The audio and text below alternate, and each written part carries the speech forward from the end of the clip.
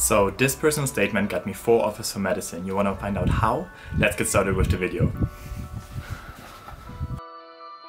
So you probably clicked on this video because you're applying to medical school, but now you're wondering, what should the personal statement look like? The personal statement is such a big part of your application, so you don't want to mess it up. But if you have never written a personal statement before, you're like, I don't know what goes in there. So I thought it might be a good idea to read my personal statement to you and explain all the thought process that went into it, sort of to give you an idea how your personal statement might look like, might sound like, and what are the things that you should keep in mind, that you should watch out, and basically what made my personal statement, I think, a pretty solid personal statement or a good personal statement. Quickly, before we dive right into my personal statement, I would just like to remind you that I already did a video about a personal statement where I share my tips with you, my top 10 tips about the personal statement. I will link it down below or somewhere here, and I would make sure to check it out. So I got my iPad here, and you can see I got my personal statement on it, so I'm just going to read from there. And so as always, we're going to start with the introduction, and as we already learned in school, the introduction should be attention grabbing, and let's see how I did that. So my introduction goes as the following. Medicine. Some might say it's a vocation, and some will say it's a decision as any other career. But what is a vocation? For sure, I did not experience any inner voice whispering to me that I belong to medicine, but what I do experience is a drive, motivation and passion towards the field of medicine. A discipline that allows helping people, having the opportunity to be both a scientist and a doctor, being an advocate for people in need, and studying one of the most complex systems on our planet, the human body. So what is there to say about my introduction? So as I said, I try to grab the attention of the reader. If you think of it, the admissions team has to read thousands of personal statements every application cycle.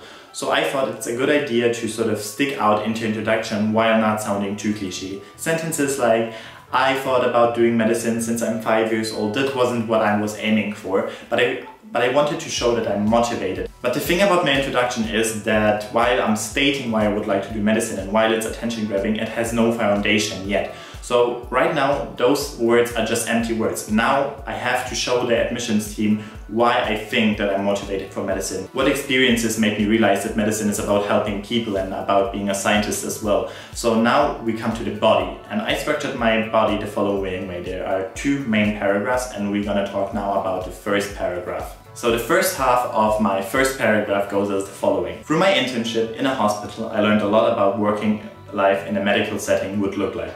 I mostly helped the nurses on the surgical ward, but also got the chance to visit the operating theater and shadow an anesthesiologist and surgeons. I could engage with patients daily, and I was responsible for taking vitals, preparing patients for the OR and completing paperwork.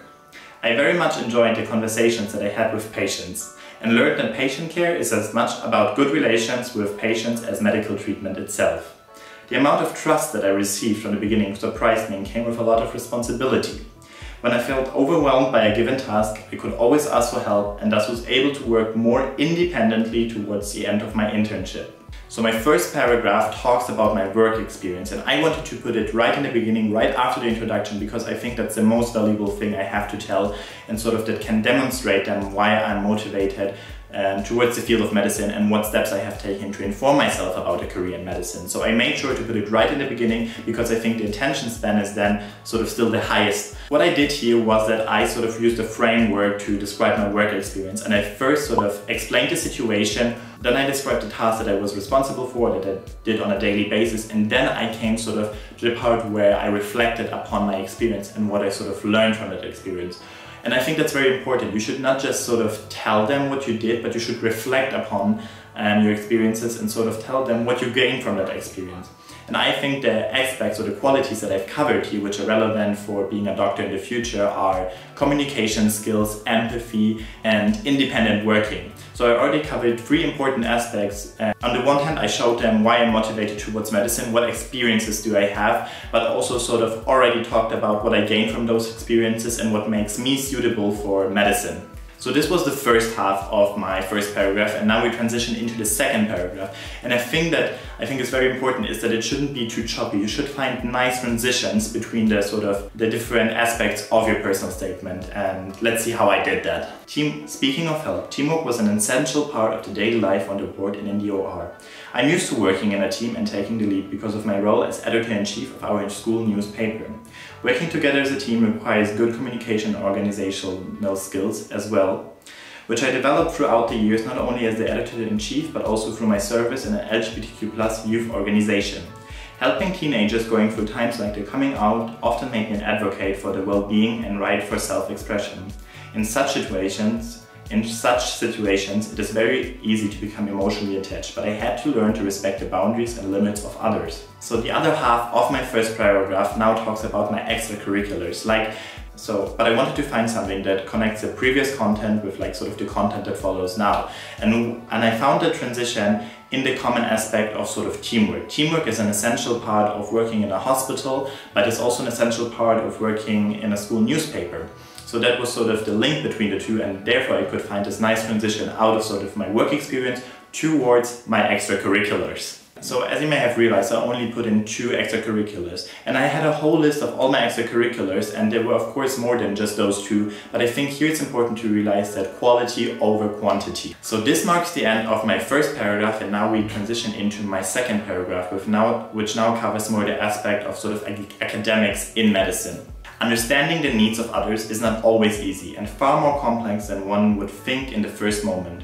One of my subjects is Anthropology HL, where we talked about health, clinical medicine and well-being by reading a book called Fresh Fruits, Broken Bodies by Seth Holmes.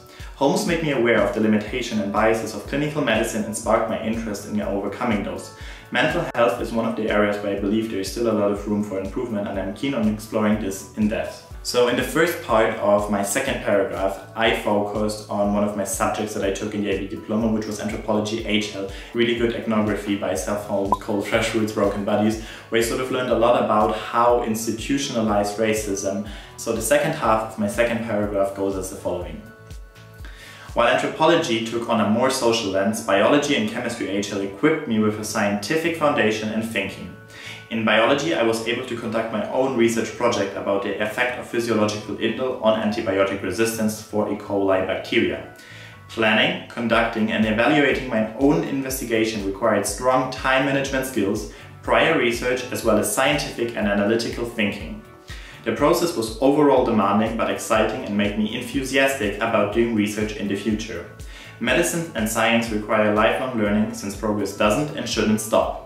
This makes medicine even a more attractive career path for me, as it won't limit my curiosity. So what I did here is that I mentioned science, and I think it's important to not forget about the science bit. Even though you maybe already decided for yourself that you do not see yourself in a research lab in the future and you would like to work in a hospital, it's still important to keep in mind that medicine and science are connected and they cannot be separated. So you should talk a bit about science, and I did that through mentioning my science subjects and what I did in those science subjects that maybe sticks out, and that was my internal assessment, what we call in the IB. It's like an essay, a research project that you do for yourself and you choose a topic, and again I try to link that process of doing the science project to some qualities that they might look for in an applicant or a future doctor, such as time management skills, organizational skills, but also analytic and scientific thinking, and just in general motivation for working in science. Right after this already comes my conclusion, and let's see what I wrote for my conclusion.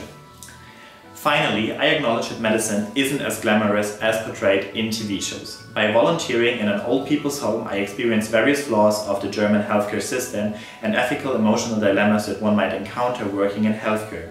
Such issues are challenging, but I'm optimistic that a positive change is possible in the future.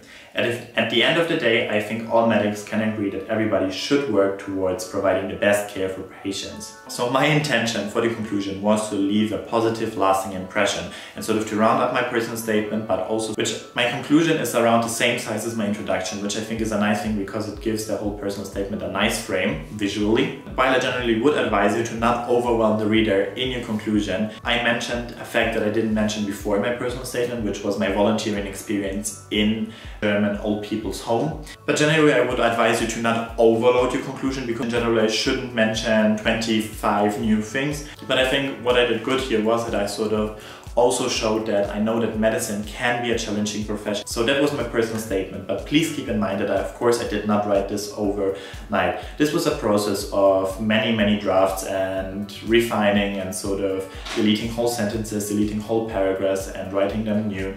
In general, I would say that writing a personal statement is a marathon, not a sprint. So take your time, make sure to take breaks in between each of the writing sessions, come back after a while and look at your personal statement with sort of a fresh mind, and also of course give it to other people so they can proofread it. But at the same time make sure that it's authentic and that it's sort of your personal statement, not somebody else's. Well, you can be inspired by other personal statements and that's okay. Don't copy other personal statements, and first of all, that's not okay, that's against the rules. And if the university or UCAS finds out that you copied another personal statement or that you sort of plagiarized, of course your application is going to be disqualified. So that was it for this video. I hope you found this video helpful, and if you have any more questions about the personal statement or about anything else which relates to applying to medicine, of course feel free to leave them in the comments below or DM me on my Instagram. I would really appreciate it if you could give this video a thumbs up if you found it helpful.